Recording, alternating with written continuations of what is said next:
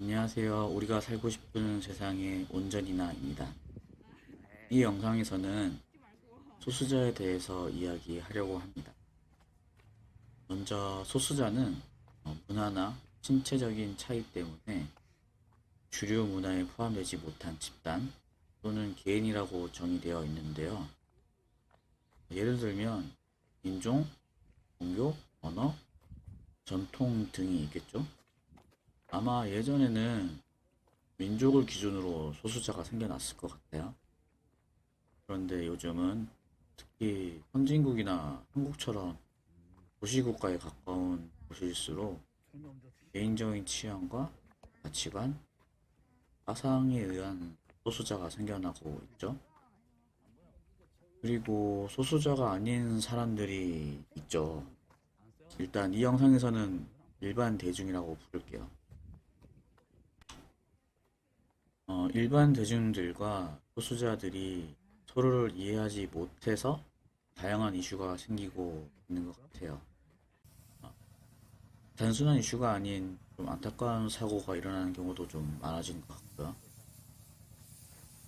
이때 소수자가 문제인 경우도 있지만 반대인 경우도 많고 더 큰 사고로 이어지기도 하는 것 같아요. 저는 모든 소수자들을 배려하고 옹호해야 된다고 보지는 않습니다. 소수자 플러스 피해자 프레임을 가지고 역차별이나 역평등을 해내려는 분들이 꽤 있거든요. 그런데 이런 분들 말고 남들에게 피해를 끼치지 않고 온전히 자기 힘을 표현한 것 뿐인데 주변 사람들한테 뭐 괴롭힘을 당한다거나 심지어 추방하려고 하는 사람들도 있죠. 결국은 소수자들도 건바이 건이란 얘기죠. 이 영상을 찍게 된 계기는 2019년도 설리 씨, 그다음에 양준일 씨, 그리고 2020년도 트랜스젠더 여대 입학 거부 논란 때문인데요. 본론을 시작하자면은 2, 3년 전쯤이죠. 2019년 양준일 씨가 많이 이슈가 됐습니다. 이슈가 된 이유는 이분의 춤이나 패션, 무대 위에서 보여주는 퍼포먼스가 그 당시에는 난해했지만 지금 보면 너무 멋있기 때문이고 또 이제 그걸 많은 분들이 유튜브 같은 곳에서 영상을 보고 열광을 한 거죠. 이분이 1991년도에 데뷔하신 가수이신데요. 그때 직접 보신 분들이나 아니면 이번 이슈로 처음 알게 된 분들이나 다 같이 이제 1990년대 그 영상을 보고 열광을 한 거예요. 당시 이제 굉장히 독특한 스타일을 추구하는 가수셔서 대중들은 좀 신기해했고 전문가나 업계 종사자분들은 좀 이분을 괴짜 취급을 하셨던 것 같아요. 이슈가 되면서 양준일 씨가 여러 방송 프로그램에 출연하셔서 가수로 활동할 당시에 그 이야기를 해주셨는데 굉장히 좀 비합리적이고 이해가 되지 않는 사건 사고에 많이 휘말리셨어요. 그 사건들은 대체로 다수와 소수의 구도였던 거죠. 양준일 씨의 방식을, 이제 그 스타일을 이해하지 못하는 사람들과 양준일 씨의 구도였던 거예요. 계속 가수 활동을 하려고 노력을 하셨지만은 결국 포기하고 미국으로 이민을 가셨나 봐요. 29년이 지난 뒤에야 재평가가 되고 많은 분들이 우리가 당신을 알아봐 주지 못해서 미안하다. 지금이라도 다시 활동을 해주면 안 되냐? 이런 식으로 이야기가 많이 나왔어요. 그래서 저는 이제는 자기가 이해 못한다고, 불편하다고, 소수자들을 괴롭히는 시대는 지나가는구나, 라고 생각을 했죠. 우리가 당신을 알아봐 주지 못해서 미안해. 그때 양준일 씨 괴롭힌 사람들 반성해라. 이런 식의 대중들의 목소리가 나왔잖아요. 그런데 참 아이러니하게도 그 비슷한 시기에 우리가 너 때문에 불편하다. 너는 그렇게 행동하면 안 된다. 라는 일도 같이 벌어지고 있었어요. 2019년도에 헐리 씨가 자살을 하셨는데요.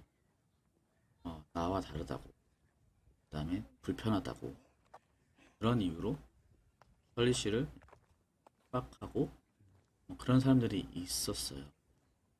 어쨌든 그들 때문에 설리 씨는 많이 힘들어 하시다가 결국 자살을 선택하셨죠.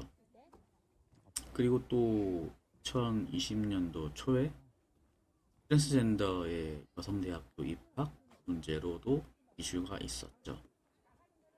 대학교 이제 2020년도 신학기 입학자로 특정되신 분인데 트랜스젠더라는 이유로 입학시키면 안 된다 라는 주장이 나왔죠. 성명서도 나왔는데 성명서 내용은 읽는 게 좀 힘들 정도로 좀 이상해요. 성명서에 대한 내용을 좀 더 얘기해보자면 성명서에서 트랜스젠더는 여성이 아니다 라는 식으로 얘기를 해요. 하지만 이제 그분은 이미 법적으로 여성이 되셨거든요. 물론 법이나 뭐 행정 처리상으로 문제 없으면 된 거다. 이렇게 결론 내는 것도 조심해야겠지만 이 성명서를 낸 집단은 이게 여성이다라고 정의를 내려버렸어요. 그들만의 여성을 만들었죠. 여성이라는 개념을 이제 그들 편하게 정의를 내려버리고는 이제 성소수자를 대상으로 당신은 우리를 너무 불쾌하게 한다. 우리의 공간에서 나가라. 이제 이렇게 말을 한 거죠. 근데 1991년도에 양준일 씨에게 했던 것처럼 2019년도에도 똑같이 솔리 씨에게 하고 2020년도에는 트랜스젠더 성소수자 분에게 똑같이 한 거죠. 불쾌하다. 뭐 자기가 불편하다는 얘기는 누구나 할 수 있어요. 누구나 할 수 있다고 생각해요. 불쾌하다? 뭐 말할 수 있죠. 그런데 문제는 소수자를 핍박하고 상대적으로 자신의 집단을 존귀한 어떤 존재로 만들어 버리는 거예요. 마치 마녀 사냥 같죠? 사회적으로 소외된 사람들을 특정 지어서 공격하고 동시에 자신의 집단을 좀 성스럽게 포장하는 거죠. 그러니까 스스로를 특별한 존재로 만들려고 하는 거예요. 이게 의도적이든 뭐 아니든 어쨌든 그렇게 작동되는 거죠. 그런데 그 이제 15세기에 했던 마녀 사냥을 현재인 21세기에도 하고 있는 거예요. 성명서를 내신 분들도 분명히 양준일 씨 그 얘기를 들으면서 화가 났을 거예요. 저랑 같은 생각을 했을 거란 말이에요. 아, 그런 나쁜 놈들 당장 고소해라. 당장 찾아가서, 당장 찾아가서 사과 받아라. 약간 이런 생각이에요. 그런데 이제 그분들은 자기가 소수자를 핍박하고 있는 가해자라는 인식을 했을까요? 자각을 했을지는 알 수 없지만 어쨌든 가해자인 거죠. 소수자를 핍박하는 사람인 거죠. 저는 개인적으로 양준일 씨 이야기로 소수자들에 대한 편견이나 약간 핍박, 약간 이런 게 더 이상 튀어나오지 못할 거라고 봤는데 그러진 않았던 거예요.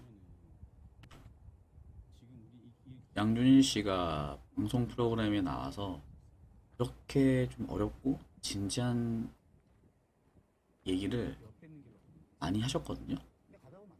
그런데 거기에는 뭐 관심을 많이 주진 않았던 것 같아요.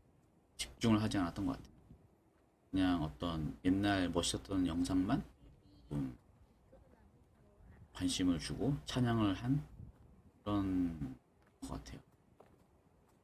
왜 그 사람이 활동을 그만둬야 했는지는 관심이 없으면서 다시 활동해 주세요 라고 말만 하는 거죠. 그래서 저는 좀 많이 안타까웠어요.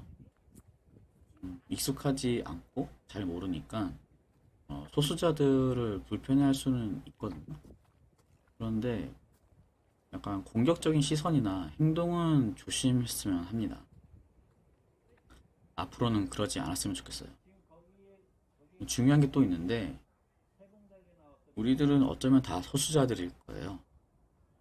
어쩔 때는 종교의 소수자일 수 있고, 어쩔 때는 사상이나 이념, 뭐 정책 등 어떤 한 분야에서는 소수자가 될 수가 있거든요, 누구나. 그러니까 이런 행동은 그냥 스스로를 다치게 하는 행동일 뿐이라는 거죠. 처음에 언급했던 것처럼 모든 소수자들을 옹호할 필요는 없습니다. 그런데 단순히 다름에 의해서 차별을 할 필요는 없어요. 다 같이 소수자들에 대해서 생각하는 시간을 가져봤으면 좋겠습니다. 3년이나 지난 사건을 얘기하게 되었는데요. 한 가지 당부하고 싶은 건 제가 얘기한 사건과 연관된 특정 집단들에게 프레임을 씌우려고 하지 않았으면 좋겠어요. 언급한 여성대학교도 내부적으로 찬반이 분명히 있었거든요. 그런데 그 학교 전체를 프레임을 씌워서 역으로 조롱하는 걸 이제 보고 있으니까 정말 씁쓸합니다. 그만하셨으면 좋겠어요. 이렇게 소수자에 대해서 이야기를 해봤는데요. 나중에는 소수자와 연관되어 있는 어떤 사건 하나만 좀 자세히 다루는 영상도 만들어 볼 생각입니다. 뭐 이번에 몇 번 언급됐던 사건들이 될 수도 있겠죠. 제 이야기가 마음에 드셨다면은 구독과 좋아요 부탁드리겠습니다. 그리고 특정 주제나 이슈에 대해 제 생각이 궁금하시다면은 댓글로 알려주세요.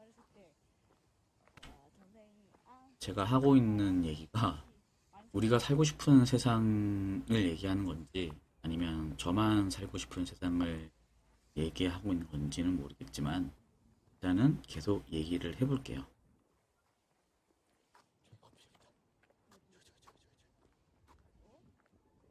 저기 이마트 24%요? 그 바로 오른쪽에. 케이크, 네?